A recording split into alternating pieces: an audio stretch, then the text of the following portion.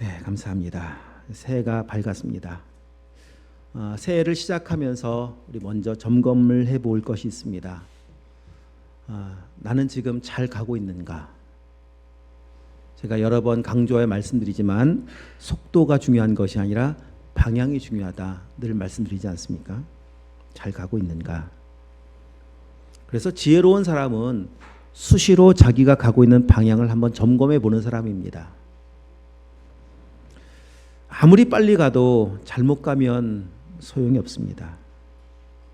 그래서 오늘 우리에게 필요한 것은 무엇인가 하면 조급한 것이 아닙니다. 하나님의 그 리듬을 배워야 돼요. 하나님의 시간에 맞추는 법을 배워야 합니다. 모든 것 다 때가 돼야 됩니다. 다 때가 있습니다. 씨앗을 심고 거두는 것도 때가 있습니다. 이 추운 겨울에 아무리 급하다고 씨앗을 뿌린다고 씨앗이 땅에 파종이 되겠습니까? 다 봄이 와야 겨울이 지나가야 되고요. 또 봄도 와야 되고 그래서 적정한 시기가 있어요. 씨앗을 심어야 되는 적정한 시기가 있습니다. 아무리 급하다고 오늘 심고 내일 땅을 해친다고 거기서 열매가 맺힐 수 있겠습니까? 아무리 급해도요. 다 여름도 지나가야 되고 가을이 와야 열매를 거둡니다. 하나님은 모든 것을 다 때에 맞게끔 일하시고 계시고 하나님 일하시는 것은 우리가 생각하는 것만큼 그렇게 막 빨리 서두르지 않습니다.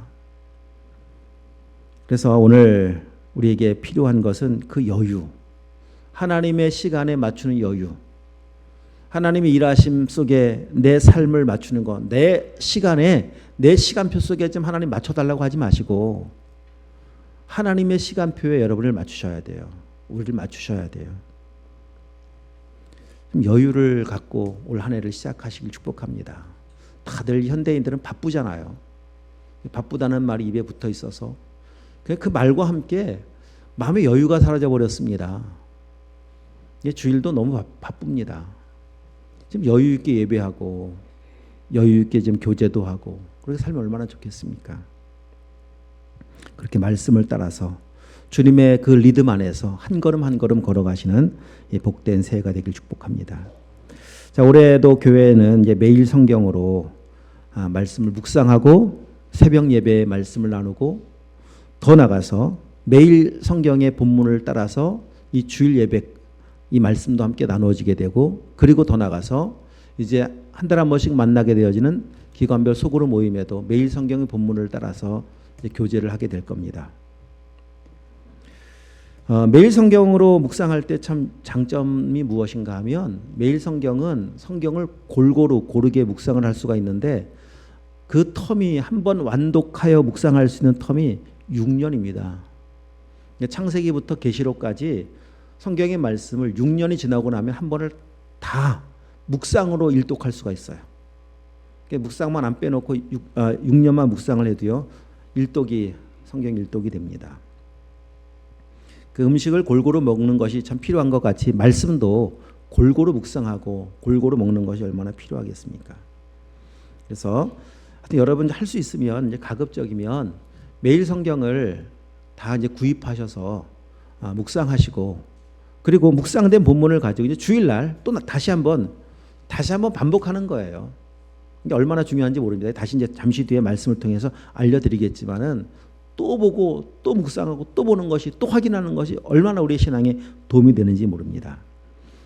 그런 의미에서 올해 이제 시작하는 1월달 말씀 묵상이 어디서 시작되는가 하면 지금 읽어도 신명기로 시작이 되어져요.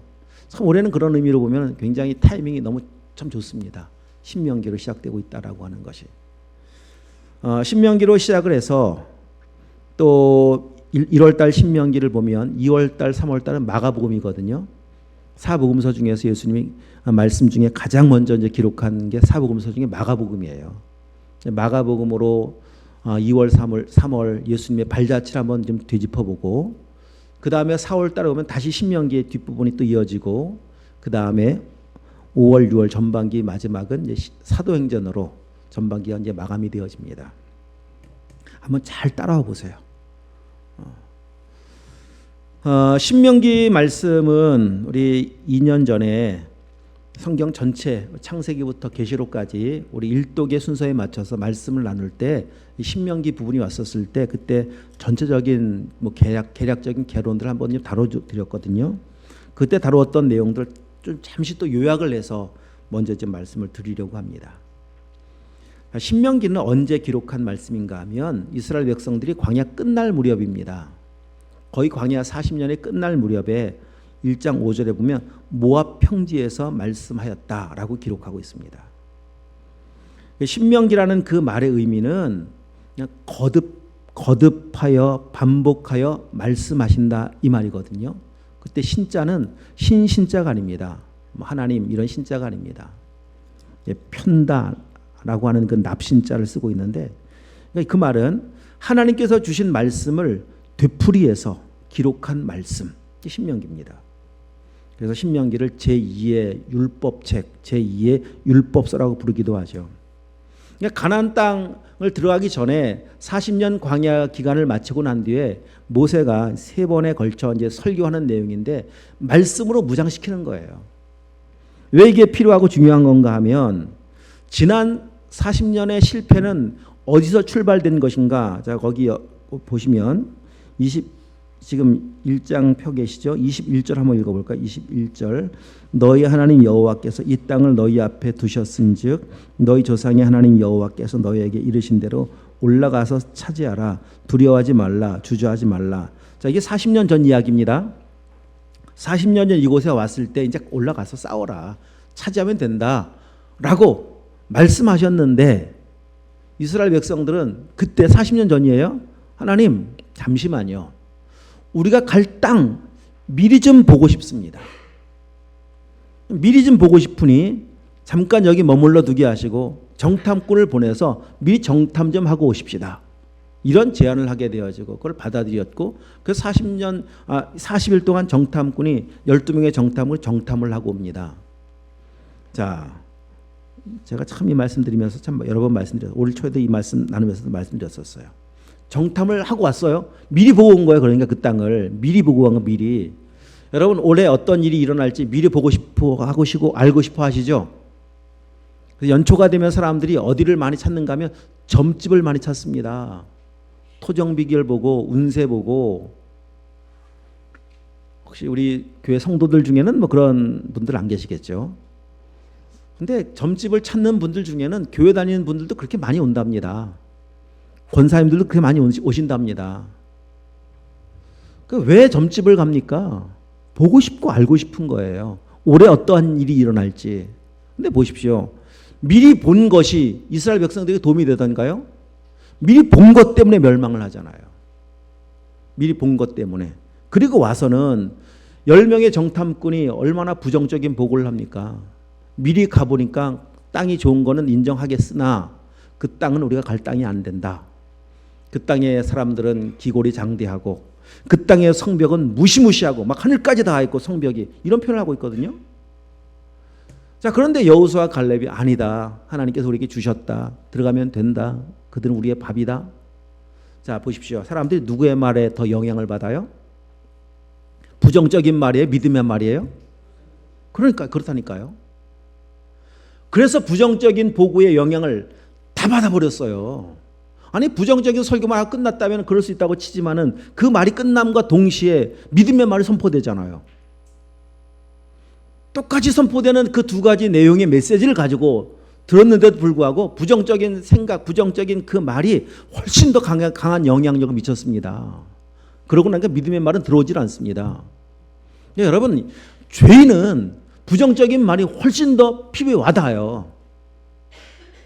그러니 믿음으로 선포된 이 말씀이 정말 내 피가 되고 살이 되고 양식이 되기 위해서는요. 이 신명기와 같은 이 말씀 제목과 같이 거듭이 필요한 거예요. 또 듣고 또 보고 또 묵상하고 또 듣고 또 보고 또 묵상할 때 진짜 말씀이 아멘되고 믿어지기 시작합니다. 그렇지 않으면요. 우리 이 세상에 들려오는 부정적인 말을 얼마나 매일 듣고 사시잖아요. 세상에 들려오는 가짜 복음들을 매일 듣고 사시잖아요. 이게 있어야 내 인생이 행복할 것 같아 보이고 이것 때문에 나는 불행한 것 같아 보이니 이 부정적인 세상의 매스컴 앞에 우리 영향을 받고 살면서 우리는 신앙이라고 말을 하지만은 말씀이 어디 가버렸습니까? 그래서 또 들어야 돼요. 말씀을 또 보셔야 되고요. 또 묵상해야 되고요. 거듭거듭이 필요하다니까요. 이걸 알고 있기 때문에 모세는 이 이스라엘 백성들을 세워놓고 가나안 땅 들어가기 전에 다시 말씀으로 무장시키고 있는 것이 이 신명기입니다. 그러니까 지금 이 신명기에서 말씀을 듣고 있는 대상들은 누군가 하면 출애굽한 1세대들은 아니에요. 출애굽 1세대들은 이미 다 죽었습니다. 그 다음 세대들입니다. 출애굽 2세대들, 다음 세대들. 그러니까 2세대들을 모아놓고 지금 하는 교훈이거든요. 자, 너희의 부모들이 너희의 선조들을 잘 봐라. 왜 멸망했는 줄 아느냐? 이래서 멸망했어. 너희의 선조들은. 그러니까 너희 그 전철을 밟으면 안 돼. 자, 여기 접어두시고 고린도전서 10장을 한번 가보십시다. 고린도전서 10장. 그 내용을 가지고 어떻게 우리에게 교훈 삼기 원하고 계시는지 고린도전서 10장을 한번 가보십시다. 자, 10장 성경을 다 펴셔서 함께 보시고 함께 읽으시고, 자, 10장 5절을 먼저 읽겠습니다. 그러나 그들의 다수를 하나님이 기뻐하지 아니하셨으므로 그들이 광야에서 멸망을 받았느니라. 자, 그 위에 1절부터 4절까지는요. 이스라엘 백성들이 출애굽한 그 은혜의 역사들을 지금 미리 먼저 말씀을 해주고 계십니다. 하나님께서 은혜로 인도하셔서 구름과 불기둥 가운데 인도하셨고, 이 홍해 바다 2절 말씀 홍해를 통과하게 하셨고 지나게 하셨고, 그리고 여기까지 오는 동안 하나님께서 하늘에서 만나를 내려주셨고 반석에서 샘물을 주셔서 여기까지 왔는데도 불구하고 그 은혜 가운데 왔지만 4절 말씀 5절 말씀 하나님이 그들을 기뻐하지 않아서 그들은 멸망을 당했는데, 그 기뻐하지 않았던 그 이유가 무엇인가 아주 구체적으로 5절 6절 이하에 말씀하고 계시는데, 6절에 보니까 악을 즐겨 행했답니다. 이게 이스라엘 백성들의 모습이었습니다. 7절 말씀 그들 가운데 어떤 사람들과 같이 너희는 우상 숭배하지 말아라. 우상 숭배 죄악을 범하였습니다.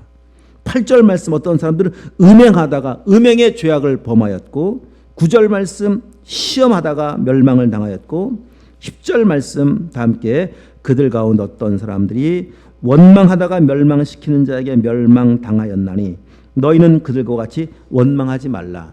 자, 이건 지금 고린도전서에서 바울이 고린도 교회를 향해서 쓰고 있는 말씀이지만은 이게 이제 거슬러 올라가 보면은 신명기입니다. 이것이 모세가 출애굽 2세대들에게 이 말씀하고 있는 거예요. 너희의 조상들이 왜 멸망인 줄 아느냐? 이래서 멸망했어. 그 너희는 그렇게 살면 안 돼. 자, 이것이 그들만을 위한 메시지가 아니라, 자, 다 함께 11절 다 함께 읽습니다. 시작. 그들에게 일어난 이런 일은 본보기가 되고 또한 말세를 만난 우리를 깨우치기 위하여 기록되었느니라. 아멘. 이 말씀은 이스라엘 백성들에게만 필요했었던 말씀들이 아니고 오늘 말세를 살아가는 오늘 우리를 깨우치기 위해서 하나님 이 말씀을 지금도 우리에게 주시고 계신 거예요. 신명기 하니까 옛날 이야기구나. 옛날 이야기, 구약시대 이야기, 출애굽 시대 이야기, 아주 옛날 고리타분한 고전 아닙니다. 오늘 우리에게 주시는 말씀이에요. 고린도전서 옛날 이야기 다 성경 그런 식으로 놓고 보면 다 옛날 이야기죠. 그건 아닙니다. 이 말씀 하나님의 말씀이에요. 살아계신 하나님의 말씀. 어제도 계셨고 그때도 계셨고 지금도 살아계신 하나님의 말씀이십니다. 우리에게 주시는 교훈입니다. 나에게 주시는 교훈입니다. 신명기는 이스라엘 백성들 출애굽 2세대에게만 필요했었던 말씀이 아니라 오늘 말세를 살아가는 우리를 교훈케 하시려고, 우리에게 이렇게 살면 망한다라고 하는 그 교훈을 알려주시려고, 여기 교훈 본보기가 되게 하시려고, 우리의 모습을 비춰보는 거울 되게 하시려고 기록된 역사적 사실을 말씀으로 남겨주신 겁니다. 오늘 그런 마음으로 우리 말씀 앞에 서셔야 합니다. 다시 이제 신명기로 돌아와 보시면 신명기는 1장부터 30장까지의 내용은 모세의 세 편의 설교입니다. 자, 설교의 주제는 그렇습니다. 1장 6절부터 4장까지는 40년 광야는 하나님의 은혜로 인도함 받아 왔다. 하나님 어떤 분이신가? 은혜로 인도하신 분이라고 하는 사실을 주제로 담고 있어요. 한마디로 하면 은혜의 은혜. 자, 2장 2부에서는 4장 44절부터 26장까지 굉장히 길죠. 2부의 설교가 깁니다. 그 내용은 어떤 내용인가 하면 시내산에서 십계명을 받죠. 율법을 받잖아요.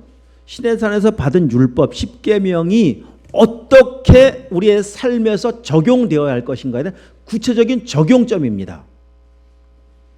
10계명을 확대시켜보고 세부적으로 분해해보면은 성경에 보니까 몇 가지라고 말씀하고 있다고 말씀드렸었죠.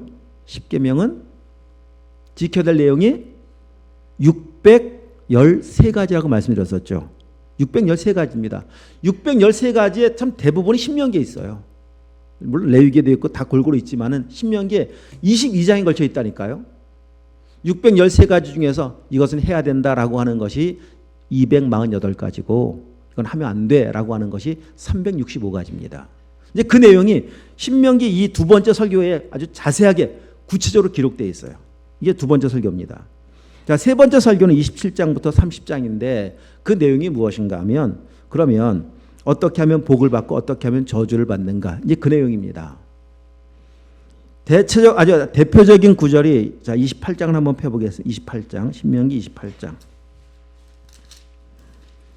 3부의 설교에 나와 있는 아주 우리가 좋아하는 물론 앞부분만 좋아하지만은 좋아하는 말씀 중에 한 부분입니다. 신명기 28장 1절 2절 한번 읽어보겠습니다. 내가 내 하나님 여호와의 말씀을 삼가 듣고 내가 오늘 네게 명령하는 그의 모든 명령을 지켜 행하면 내 하나님 여호와께서 너를 세계 모든 민족 위에 뛰어나게 하실 것이라.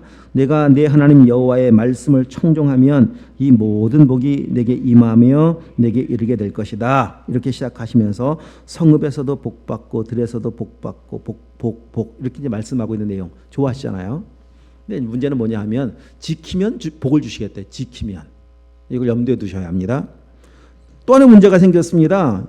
여기까지만 말씀이 14절까지만 있으면 참 좋을 것 같은데 이 신명기 28장은 14절에 안 끝나거든요. 15절 말씀을 보시면 한번 더 볼까요? 15절 16절까지 내가 만일 내 하나님 여호와의 말씀을 순종하지 아니하여 내가 오늘 내게 명령하는 그의 모든 명령과 규례를 지켜 행하지 아니하면 이 모든 저주가 내게 임하며 내게 이를 것이니 내가 성읍에서도 저주를 받으며 들에서도 저주를 받을 것이요 라고 저주가 몇 절까지 이어지는가 하면 무려 68절까지입니다. 자, 그러면 이제 이런 말씀 읽어가시면서 복은 받고 싶은데 지켜야 복을 받고 저주 받고 싶은 사람 누가 있겠습니까? 못 지키면 저주라고 하면은 그럼 이제 생각해보고 한번 좀 고민 좀 해볼 필요가 있어요. 아니 지켜서 어떻게 복을 받지? 난 저주밖에 없네. 내 삶에 놓여져 있는 결론은 저주. 왜 못 지키잖아요. 여러분 지난 한 주간을 살면서 적어도 2024년을 시작한 지 딱 한 주밖에 안 지났는데 한 주는 잘 사셨나요? 한 주는?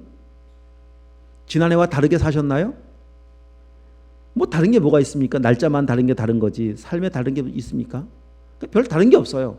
결론을 놓고 보면 저주입니다. 그냥 그렇게 보면 못 지키면 저주라고 말씀하시니까 그러면 저주로 끝나는 것인가? 하나님은 저주를 주시려고 이 땅에서 애굽에서 불러내셨나? 이런 좀 질문 좀 해보셔야 되잖아요. 절대 그렇지 않습니다. 하나님 복을 주시려고 창세전부터 계획하셔서 만드신 것이고 하나님의 계획은 변함이 없기 때문에 범죄하였지만은 하나님의 복을 말씀으로 약속해 주신 것이고 근데 복은 어떻게 받느냐? 은혜는 어떻게 받느냐? 그 은혜를 받는 비결이 무엇인가? 은혜로 하는 은혜. 자, 하여튼 이 신명기 이런 내용으로 지금 하여튼 실려 있는 거예요. 이거 다시 이제 설명을 해드릴 겁니다. 신명기 구조가 이렇습니다. 근데 이 신명기는 어디를 보시냐? 출애굽기를 한번 가보시죠. 출애굽기. 여러분 오늘 말씀도 여러분 뭐 좀 쉬운 내용은 아닙니다만 어렵지도 않습니다. 뭐 다시 들었던 내용들이라 복습하는 내용이라. 근데 정신을 차리지 못하면은요 그냥 놓치고 지나가요. 굉장히 중요한 내용입니다. 오늘 말씀이 놓칠 수밖에 없습니다. 자, 출애굽기 19장. 하여튼 모세오경 중에서 성경 중에서 이 19장 이 부분은 너무 중요하다고 제가 누누이 강조했었죠. 4절부터 6절까지 말씀은 여러분 별표를 많이 쳐놓으셔도 돼요. 4절부터 6절까지 말씀 많이 읽어보았기 때문에 다시 한번 읽어보겠습니다. 내가 애굽 사람에게 어떻게 행하였음과 내가 어떻게 독수리 날개로 너희를 업어 내게로 인도하였음을 너희가 보았느니라.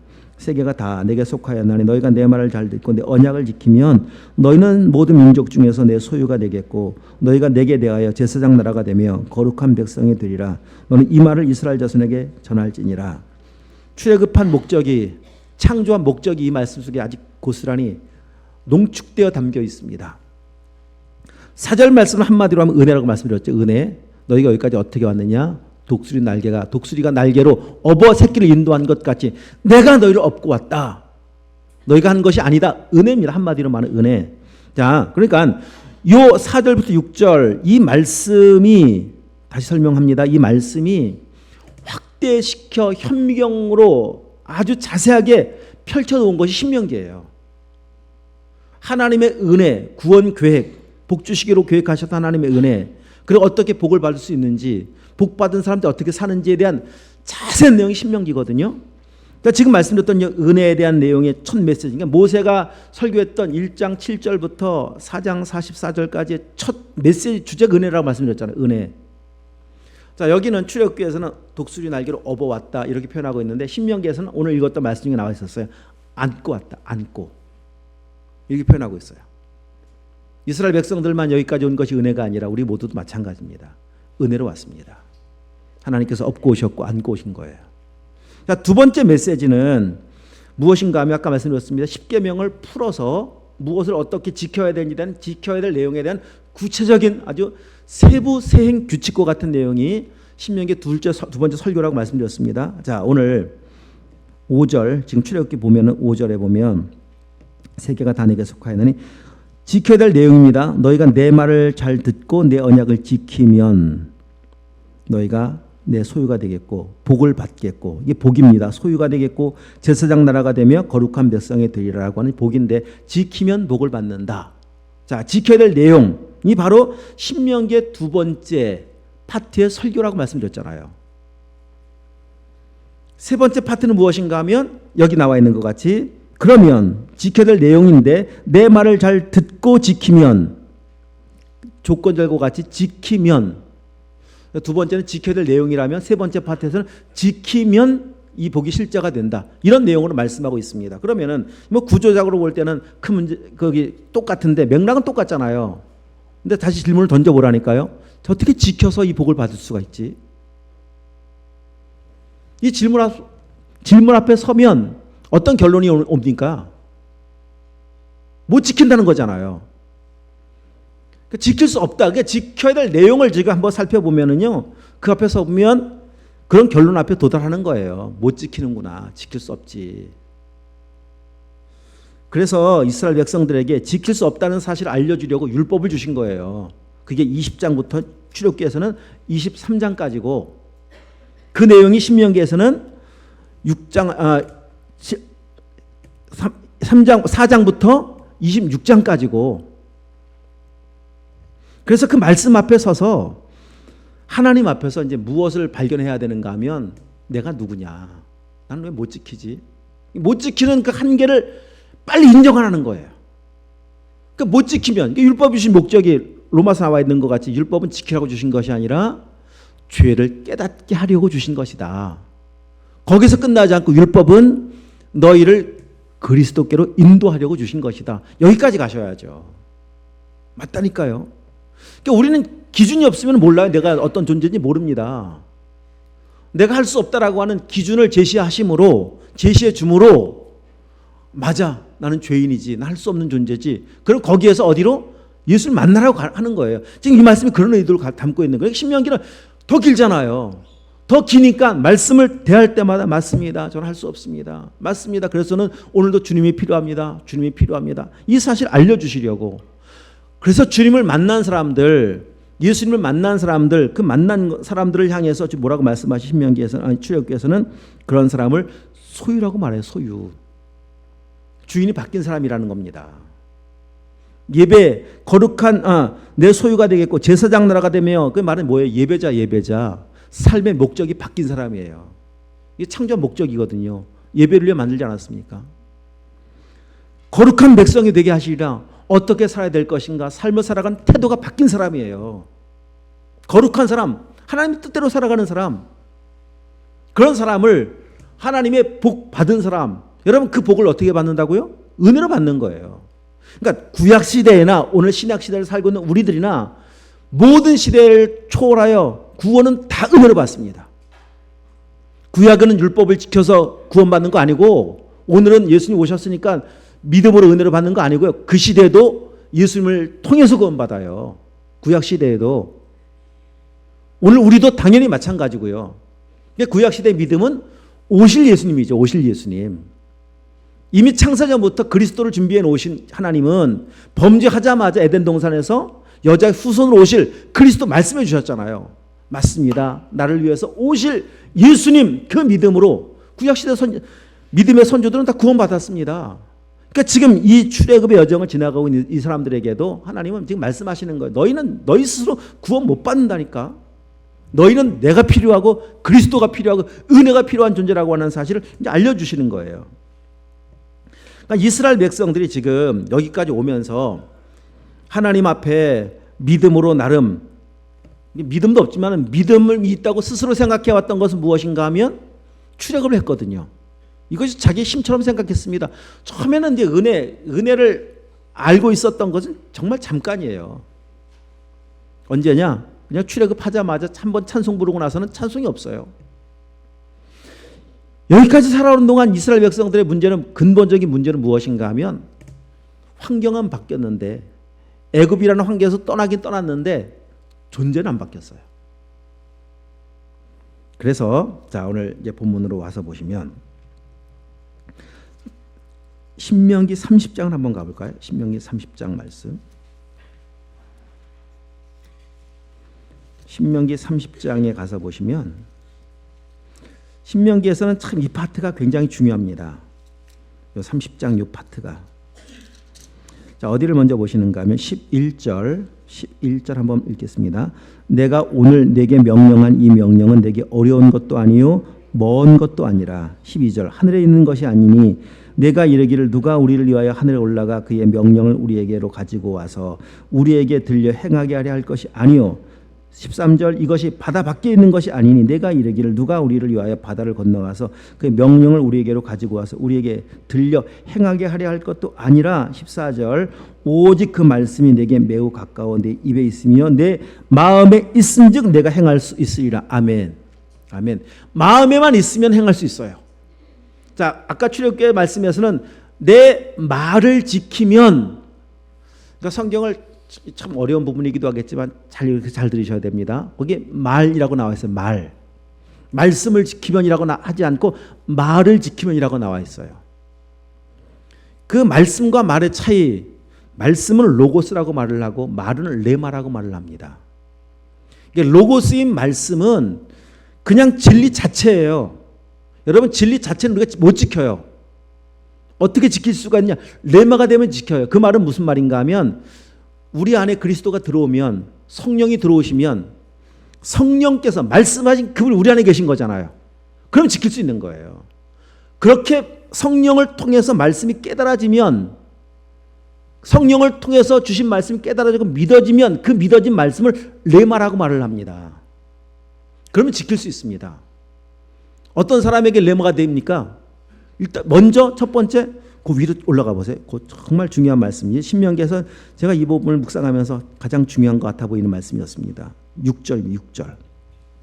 신명기 이 6절도 별표 5개입니다. 읽겠습니다. 내 하나님 여호와께서 내 마음과 내 자손의 마음에 할례를 베푸사 너로 마음을 다하며 뜻을 다하여 내 하나님 여호와를 사랑하게 하사 너로 생명을 얻게 하실 것이며. 마음의 할례를 받아야 된다. 바울이 이 말씀을 가지고 로마서에서 복음을 전하지 않습니까? 육신의 할례가 할례가 아니다. 표면적 할례가 할례가 아니다. 할례는 마음에 받아야 된다. 마음에. 몸으로 할례를 받는 것으로 구원 못 받습니다. 혈통적으로 모태신앙으로 태어난 것이 구원을 못 받습니다. 진짜 마음의 할례를 받고 내가 죽고 내 안에 그리스도께서 사시는 삶, 내 안에 주님이 계시면, 내 안에 성령님이 계시면, 성령께서 말씀하신 그 말씀이 성령을 통해서 깨달아지면, 말씀은 저 멀리 있는 게 아니랍니다. 저 하늘 밖에 있어서, 우주 공간 가운데 있어서 저 하늘의 별을 누가 따오냐? 과연 저 바다 끝에 있는 누가 가서 저 무엇을 가지고 와서 내가 지킬 수, 이런 거 아니라는 거라고 지금 말씀하고 계시지 않습니까? 내 마음속에 있으면 지킬 수가 있다. 이 말입니다. 자, 출애굽기 신명기를 통해서 조합하면서 말씀해 주신 건 그런 거잖아요. 은혜를 베푸신 하나님 왜 은혜를 베푸는 줄 아느냐? 그것은 복 주시기 위함인데 그 복은 내 소유가 되는 거다. 소유가 어떻게 되는 줄 아느냐? 너의 노력으로 되는 거 아니라 오직 은혜로 되는 것이고 믿음으로 되는 것이고 그 은혜와 믿음을 주시기 위해서 주님이 이 땅에 오신 것이고 그 주님을 만난 사람은 존재가 바뀌어진 사람이고 그 안에 생명이 들어온 사람이고 말씀이 말이 된 사람, 그런 사람은 말씀을 목숨 걸고 지키며 살아가는 사람이랍니다. 그게 복입니다. 이게 신명기예요. 너희가 앞으로 가야 될 가나안 땅 들어가서 어떻게 살아야 되는 줄 아느냐? 내 말씀 버리면 안 돼. 소유가 바뀐 너희는, 나를 주인으로 모신 너희는 언제든지 내 말씀 따라 살아야 돼. 그래 너희는 그 삶에서 주시는 하나님의 영광과 승리를 맛볼 수 있는 거란다. 이거 지금 신명기 말씀 이 내용입니다. 지금 가나안 땅 점령 앞둔 백성들에게 모아놓고서 이 말씀하시는 거예요. 여기까지 지금 잘 따라오셨습니까? 네. 여러분 존재가 바뀌면 돼요. 존재가 안 바뀐 상태에서 이 말씀을 내가 지켜보려고 하면은요, 단 한 말씀을 못 지킵니다. 못 지킵니다. 그럼 저주예요. 그럼 우리 안에 주님이 계십니다. 말씀하신 주님 우리 안에 계신 거잖아요. 멀리 마음의 할례를 받았다라고 하는 것은 내가 죽었다라고 하는 거예요. 내가 지키는 것이 아니라 말씀하신 주님, 내 안에 계신 주님이 지킬 수 있는 능력을 주시는 거예요. 그게 레마와 로고스의 차이입니다. 그 말은 다시 쉽게, 로고스의 말씀이 밖에 있어요. 돌판에 새겨져 있어요. 그럼 못 지킵니다. 레마의 말씀은 내 속에 들어와 있어요. 내 신비에 새겨져요. 율법의 말씀은 내가 지켜야 돼요. 내가. 내 힘으로, 내 노력으로. 레마의 말씀은 성령께서 지키게 하세요. 그래서 할 수 있다고 말씀하시는 거예요. 우리가 뭐 조금 더 긍정적인 마음을 먹어보자 한번. 할 수 있다면 해보자. 이래서 지키는 것이 아니라 우리 안에 주님 계시지 않느냐. 너희 안에 주님 계시지 않느냐. 그럼 할 수 있다니까. 말씀을 지키며 살 수 있다니까. 이거 지금 말씀하시면서 이스라엘 백성들에게 그렇지 않으면 너희는 너희 선조와 같이 다 멸망할 수밖에 없단다. 미리 가나안 땅 들어가기 전에 오리엔테이션 하고 있는 것이 신명기예요. 신명기. 자, 신명기를 이제 한 주간 동안 쭉 묵상을 해왔잖아요. 이스라엘 백성들이 애굽을 나와서 시내산에서 율법을 받고 그리고 여기까지 오는 여정, 우리 지난 성지순례를 통해서 이 길을 우리가 지나왔습니다. 성지순례를 다녀오셨던 분들은 애굽에서 나와서 수에즈만 지하 해저 터널을 지나서 저 애굽 땅 광야에서 광야가 시작이 되었었고 그 길을 쭉 수에즈만 항로를 따라서 그 길을 따라서 저 시나이 반도까지 와서 시내산에 올라갔었고요.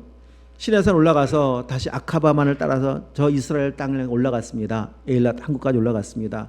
그 길을 올라가면서 보았던 오른쪽 그 넓은 광야가 바란 광야입니다. 바란 광야. 자, 오늘 본문 다시 오늘 본문 와서 보십시오. 여기까지 오는 동안의 길을 하나님께서 안고 오신 길을 어떻게 표현하고 있냐? 1장입니다. 1장 19절 말씀. 한번 읽어보겠습니다. 우리 하나님 여호와께서 우리에게 명령하신 대로 우리가 호렙산을 떠나 너희가 보았던 크고 두려운 광야를 지나 아모리 족속의 산지길로 가데스 바네에 이른 때, 여기 보십시오. 광야를 어떻게 표현하고 있는가 하면 크고 두려운 광야라고 표현하고 있어요. 지도만 놓고 보면은요, 뭐 중동 지역, 이스라엘, 이집트 지역 그렇게 넓어 보이지 않지만 이제 한번 가보십시오. 넓어 보이지 않는지. 정말 광활한 광야입니다. 끝이 보이지 않는 광야입니다. 이제 큰 정도가 아니라 그건 두려운 광야입니다. 살 수가 없지. 두렵다라고 하는 것은 살 수 없다라고 하는 거예요. 그곳은 환경이 그렇습니다. 그냥 뭐 낮에 뜨거운 태양빛, 그 빛 하나 피할 수 없는 그늘 하나 없는 곳, 정말 시원스럽게 마실 물 하나 보이지 않는 곳. 자, 그런데 거기에는 사람들의 생명을 또 직접적으로 위협하는 존재들이 있습니다. 뱀들이 있고 전갈들이 있습니다. 그러니 어디서 편히 쉴 수가 없어요. 밤에 좀 편히 잠자야 되는데 뱀이 어디서 나올 줄 압니까? 뱀이 오면서 뭐 말처럼 턱턱턱 이렇게 옵니까? 그렇잖아요. 소리도 안 내고 들어와요. 전갈이 뭐 휘휘 가면서 옵니까? 그냥 조용히 들어와서 물어버리면 죽는 거예요. 그냥 두려운 밤을 매일 보내야 돼요. 거기에다가 광야에는 이 사람들을 향해서 환대하고 환영하는 사람들이 있는 것이 아니라 죽이려고 하는 사람도 있잖아요. 나오자마자 전쟁을 치르잖아요. 아말렉과 전쟁을 치르잖아요. 그냥 이 광야의 환경이 그렇게 어렵고 그렇게 크고 두려운 광야를 너희가 지나왔다. 이 어떻게 지나왔다고요? 내가 안고 왔기 때문에 올 수 있었다. 가데스 바네에 이르렀습니다. 이제 가데스 바네아에서 오른쪽으로 내려오면 그 사해를 만납니다. 사해. 사해 아래쪽에 그 넓은 평야가 아라바 평야, 아라바 광야, 아라바 평야. 사해, 염해, 대 남쪽에 넓게 펼쳐져 있습니다. 굉장히 넓잖아요. 보셨죠? 그리고 그 아라바 광야를 이제 오른쪽으로 하는 거예요. 길이 그렇게 하나님께서 인도하시는 거예요. 지금 내비게이션에 말씀의 내비게이션은 그냥 바로 올라가면 되는데, 그죠? 계곡길로 그 사해를 바로 우리가 올라갔었던 그 길 있잖아요. 그걸로 쭉 올라가면 될 텐데 뭐 굳이 지금 현재로 요르단 땅으로 돌려가지고서 다시 또 요단강 건너오게 하시는, 하여튼 이 루트를 선택하게 하시는데, 자, 또 오른쪽으로 우회전하게 하시는, 우회전으로 가면은 어디를 만나게 되느냐? 당시 에돔 족속에 살고 있었던 세일 산지를 만나게 되어져요. 그 세일 산지를 지나서 위로 조금 더 올라가면, 이제 직진해라라고 올라가면은 그 사해 끝 지역에서 오른편으로 연결된 강이 하나가 있습니다. 세렛강입니다. 크지 않은 강. 성지순례하면서 그냥 차 타고 지나오면서 가이드가 소개만 해서 세렛강 지나갑니다. 저 보이시죠? 라고 했었던 뭐 그런 강들입니다. 근데 보통 예전에 강이 경계가 되잖아요. 거기는 에돔과 모압의 경계예요. 세렛을 지나고 나면 올라가면은 사해 오른편에 모압 땅을 만나요. 그러니까 사해 중반에 아르논 골짜기에 있습니다. 아르논 강, 거기까지 모압 땅이었습니다. 자, 그러니까 여매를 지나고 모압을 지날 때까지는 하나님께서 그 백성들 건드리지 말아라. 왜냐하면 에돔 땅은 너의 조상 에서의 후예들이 살고 있고 모압 땅은 롯의 후예들이 살고 있으니까 건드리지 말아라. 그냥 지나만 가라. 지나가면서 물론 다 약조를 맺고 지나가죠. 거기서. 자, 아르논을 지나고 나서 이제 헤스본 땅을 지나가야 됩니다. 거기 아모리 족속이 살고 있어요. 아모리 족속.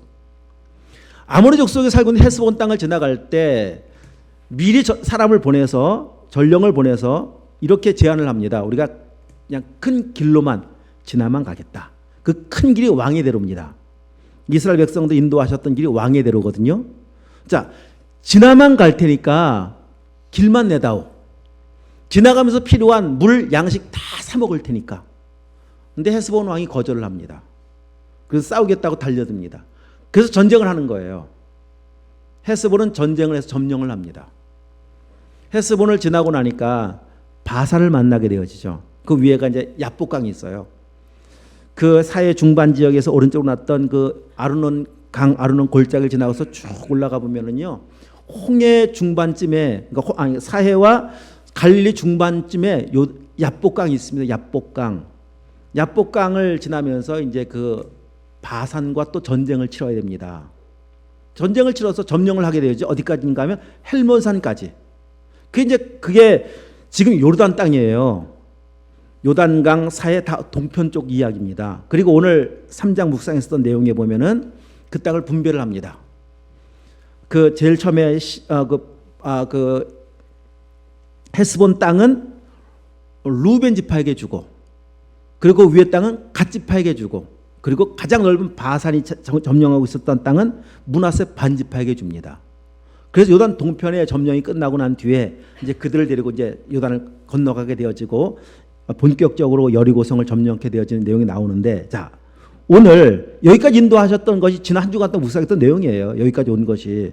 자, 오늘 이 말씀을 통해서 아주 중요한 두 가지 사실만 정리를 한번 하려고 합니다. 첫 번째, 다시 한번 오늘 본문에 어디를 보시는가 하면 1장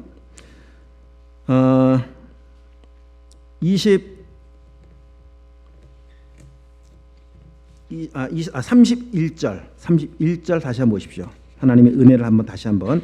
광야에서도 너희가 당하였거니와 사람이 자기 아들을 안는 것 같이 너희 하나님 여호와께서 너희가 걸어온 길에서 너희를 안으사 이곳까지 이르게 하셨느니라.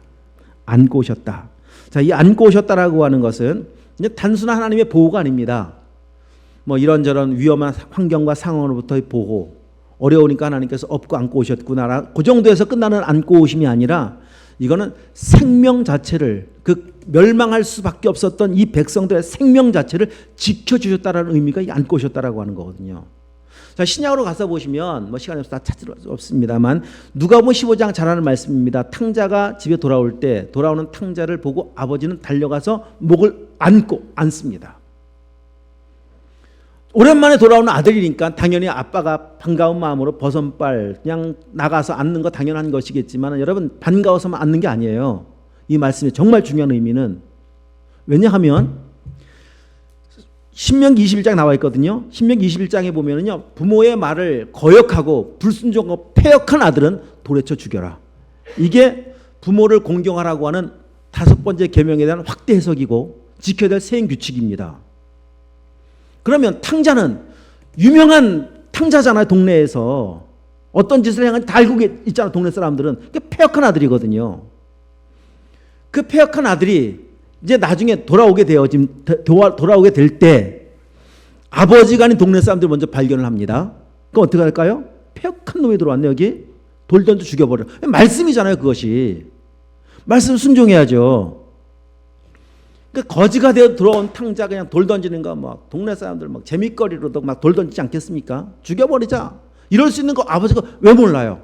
그러니까 아들이 언젠가 돌아올 텐데 돌아오는 아들을 내가 먼저 발견해야 되고 동네 사람 발견하기 전에 내가 먼저 발견해야 아들이 살 수 있거든요.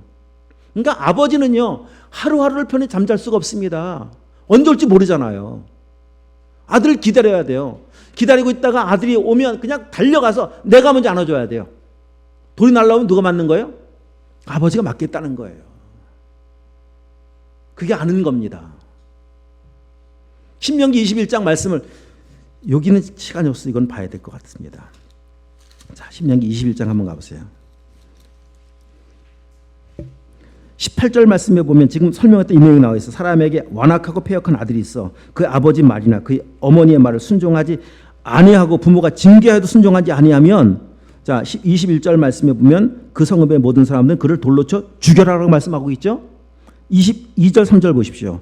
사람이 만일 죽을 죄를 범함으로 내가 그를 죽여 나무 위에 달거든 그 시체를 나무 위에 밤새도록 두지 말고 그날에 장사하여 내 하나님 여호와께서 내게 기업으로 주시는 땅을 더럽히지 말라. 나무에 달린 자는 하나님께 저주를 받았습니다. 여기에 나무에 달린 예수 그리스도를 말씀하고 계세요.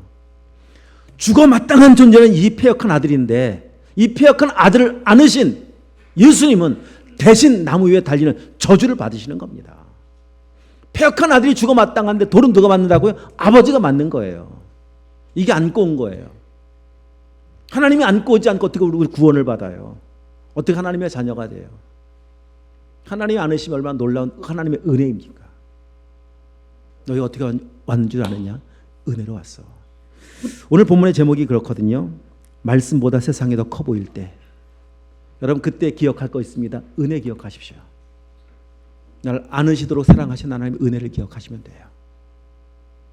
포기하지 않고 사랑하신 하나님의 은혜, 나를 위해 저주받으신 그 은혜를 기억하시면 돼요. 또 한 가지, 말씀보다 세상이 더 커 보일 때 한 가지 기억할 거 오늘 본문에 보시면 그냥 읽기만 해도 이해가 될 만한 말씀드립니다. 자, 어디를 보시는가 하면 우리 1절 보셨죠? 2절 3절 한번 읽고 마치겠습니다. 이 일에 너희가 너희 하나님 여호와를 믿지 아니하였도다. 그는 너희보다 먼저 그 길을 가시며 장막 칠 곳을 찾으시고 밤에는 불로 낮에는 구름으로 너희 갈 길을 지시하신 자신이라. 아멘. 그 앞에 보면은 우리를 위해서 싸우신 하나님, 애굽에서 건져주신 하나님 말씀해 주셨고 그 하나님께서 먼저 가신답니다. 장막 칠 곳을 미리 가셔서 답사하시는 분이 하나님이세요. 그리고 구름 기둥, 불 기둥 인도하시는 거예요. 말씀보다 세상이 더 커 보일 때 우리 나보다 먼저 가신 하나님 바라보십시오. 기대하십시오. 그리고 먼저 가신 하나님이 계심을 믿으신다면, 그분은 완전한 선한 길로 인도하심을 믿으신다면 우리 어떻게 하면 되겠습니까? 말씀보다 세상이 더 커 보여도요, 말씀 따라가면 되겠죠. 그렇게 한 걸음 한 걸음 가다 보면 하나님께서 예비하신 여호와 일의 은혜를 경험하게 될 겁니다. 그런 승리가 2024년 우리 모두의 삶 가운데 임하기를 축복합니다. 기도하시겠습니다.